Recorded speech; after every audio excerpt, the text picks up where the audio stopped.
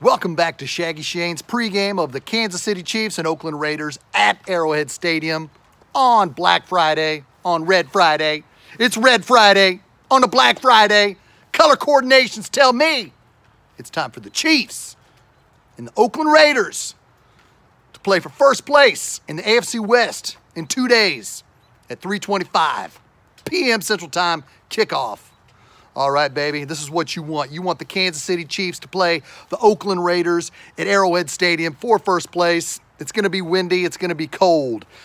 With it being cold and windy, you know the Raiders are going to try to establish a running game. The Oakland Raiders are 12th overall in rushing coming into Sunday's game. But let's be honest, let's be blunt. The Kansas City Chiefs opened up Monday morning as a 10-point favorite over the Oakland Raiders. The Kansas City Chiefs should dominate this game. The Kansas City Chiefs should dominate this game. Quite frankly, that most of the nation will see. The game got moved from noon to 3:25, as I mentioned, because they want to see this game in prime time. Most of the nation will see this game. The Oakland Raiders will have to come into this game and run the football. That's their only strength. David Carr cannot throw the football. David Carr has a terrible record. He's never won a game at Arrowhead Stadium. And honestly, Derek Carr, Derek Carr has not even played well at Arrowhead Stadium. Just announced today, Damian Williams will not be playing. So the running backs for the Kansas City Chiefs are going to have to be Darrell Williams, LaShawn McCoy, and rookie Darwin Thompson. LaShawn McCoy has not had a good season. He's fumbled in his last three games. He missed the game against Tennessee because Andy Reid was holding him out for load management. Ladies and gentlemen, we all know it's because LaShawn McCoy can't hold on to the football. Last week in the game before the bye against the Los Angeles Not-So-Superchargers, LaShawn McCoy had a run down to the 5-yard line. He fumbled the football. The ball hit off a Chargers defender, and LaShawn McCoy was able to land on that ball. The Chiefs ended up scoring a touchdown, an important touchdown. So LaShawn McCoy has to hang on to the football. Darrell Williams and Darwin Thompson, in my opinion, have got to be the factor because LaShawn Shady, his best days are behind him. This is probably his last year in the NFL. So without Damian Williams, the Kansas City Chiefs are going to have to throw the football with Patrick freaking Mahomes. But like I said, the wind will be a factor. Let's hope when the Chiefs get the ball, they'll be able to sustain a passing game where the wind won't affect much of Patrick's passing. Tyreek Hill should be back. He had a hamstring issue against the last game against the Chargers. They say he's fine. I'm concerned about him. I would hold him out to play him against New England, but that's just me. But if they feel that Tyreek Hill's hamstring is not a factor, then go ahead and play him. Let's do it. 3 of the last 5 games at the Chiefs will play will be at Arrowhead Stadium. That means 3 games at home in December, 2 games on the road at New England and at Chicago. The Kansas City Chiefs should wrap up this division. Well, they won't wrap it up, but they'll pretty much put a stronghold on the division if the Kansas City Chiefs win this Sunday. The Chiefs will have a commanding 2-game lead over the Oakland Raiders and really a stronghold on the division, and should wrap up the AFC West this Sunday. But let's look at the big picture. What is the Kansas City Chiefs' identity? What is the Kansas City Chiefs' identity? 2 weeks ago, the Kansas City Chiefs, Patrick Mahomes came out back from his injury. Phenomenal game against the Tennessee Titans. Passed for 450 yards, 3 touchdowns, but the Chiefs still found a way to lose. Controlling the time of possession, the Kansas City Chiefs still found a way to lose to the Tennessee Titans. An embarrassing loss, and a loss, quite frankly, that really put the Chiefs behind the 8 ball if they want to get a bye in January.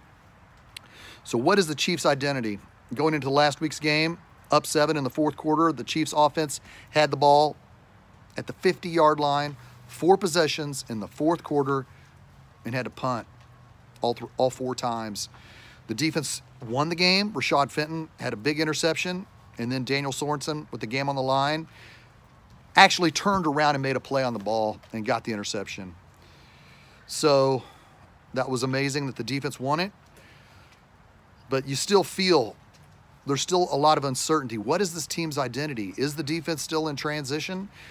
Is the offense going to be able to sustain, be able to make plays in December and in January to get this team where, you know, we predicted them, not just Shaggy Shane, the media predicted the Kansas City Chiefs to be in the Super Bowl? Lamar Jackson is definitely the MVP front runner, along with Russell Wilson of the Seahawks. So there's no pressure for Patrick Mahomes to be the MVP. There's just pressure on Patrick Mahomes to win. Patrick Mahomes may feel like he wants to up his game because nobody's talking about Patrick Mahomes this season. Granted, he had some injuries. And Russell Wilson and Lamar Jackson are playing quarterback at a high level. So you just hope the Kansas City Chiefs team can gel and play at a high level on both sides of the football this last month of the season. The Chiefs should lock up either the 3rd or the 4th seed. I don't think they'll get a bye. Baltimore's playing at a good level. We don't own the tiebreaker against Houston. The game next week against the Patriots is going to be huge due to the fact that it will tell where the Chiefs can get, or if they have a chance of getting a bye. If the Chiefs want to get a bye, they have to win the last 5 games in a row. The Chiefs got to win the whole and finish 12-4 to get a bye. But the Chiefs cannot take the Raiders lightly. The Raiders obviously looked past the New York Jets last Sunday and got owned 34-3. I think that kind of scares me a little bit just because of the fact that the Raiders aren't a good team. They're up and coming, but they showed that they're not that good of a team by getting blown out by the Jets 34-3. But was it a trap game? Were the Raiders looking past the Jets to play the Chiefs? You don't want the Chiefs to be looking past the Raiders to play the Patriots. You want the Chiefs to take the Raiders seriously because this is for the division. The Chiefs cannot lose this game to the Oakland Raiders.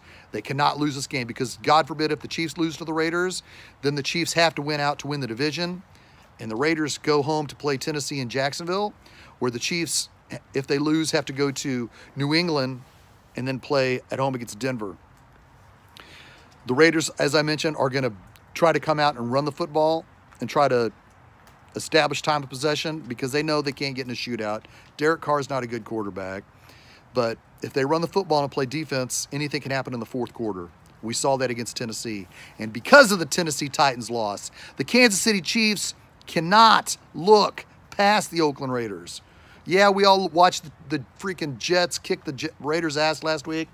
And we thought to ourselves, oh, man, this is so awesome. The Raiders suck. They're not going to be any good. But you can't take your foot off. The Chiefs got to come out without Damian Williams and establish an offense by passing the football around. Short passing should win.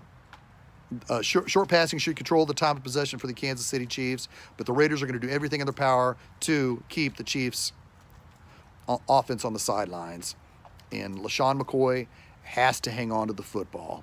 It sucks, man. The Chiefs should have hung on to Carlos Hyde, but we traded Carlos Hyde to the Texans to get an offensive guard who's already freaking hurt. So now Carlos Hyde's a pretty damn good running back with the Texans, and LaShawn McCoy looks done, man. LaShawn McCoy looks exactly like Jamal Charles did his final year in Kansas City in 2016. Jamal Charles' last game he played for the Kansas City Chiefs was October 23rd, 2016. He had 2 carries for 1 yard, was taken off the field, and never played another down for the Kansas City Chiefs.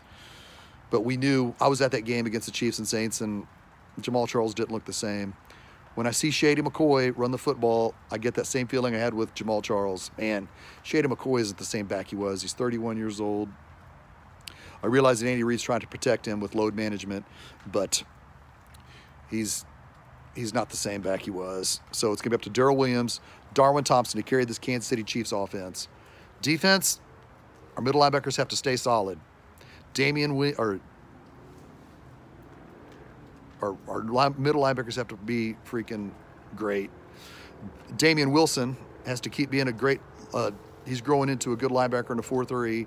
He has to stay solid because they're going to try to wear the Chiefs defense out.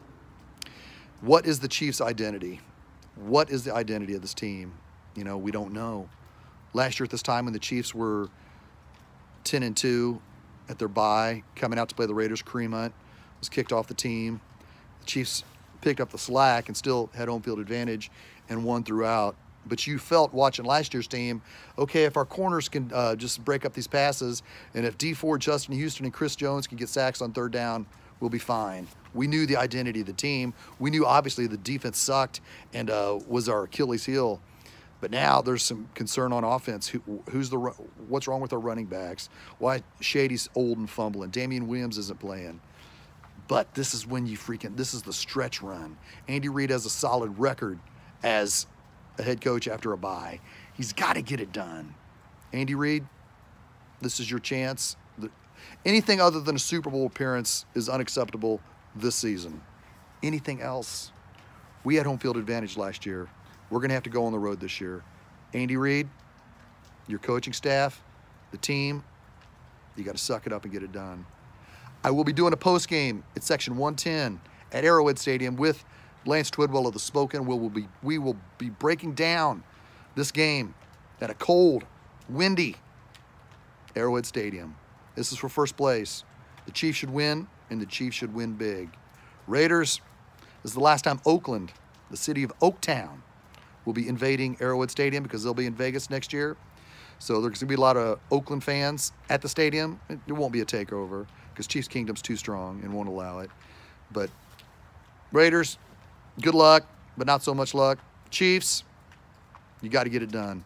Put the stronghold on this division, take care of it now, and wrap up the AFC West for the 4th year in a row. It's cold. It's rainy here. I'm going to get inside. Love you guys. I will see you post-game with Lance Twidwell of the Spoken, and we will talk about the big Kansas City Chiefs victory. It has to be. There's no other way that this game can turn out. Shaggyshane and Lance Twidwell will break it down on all Shaggy networks Sunday night. Tune in, baby. Chiefs, let's wrap up the division, all right? Don't screw around with Oakland. Don't let Jacobs control the line of scrimmage. Don't let Derek Carr freaking think he has a chance. This game has to be over by halftime. Don't let the Raiders think they have a chance in the 4th quarter. But let's be real, folks. It's the Chiefs and the Raiders. I got a feeling on my gut it's going to come down to the wire. And championship players step up in championship time. Who are championship players? Patrick freaking Mahomes. Let's get it done. We'll see you Sunday night at Arrowhead Stadium. That's your Shaggyshane saying, go Chiefs!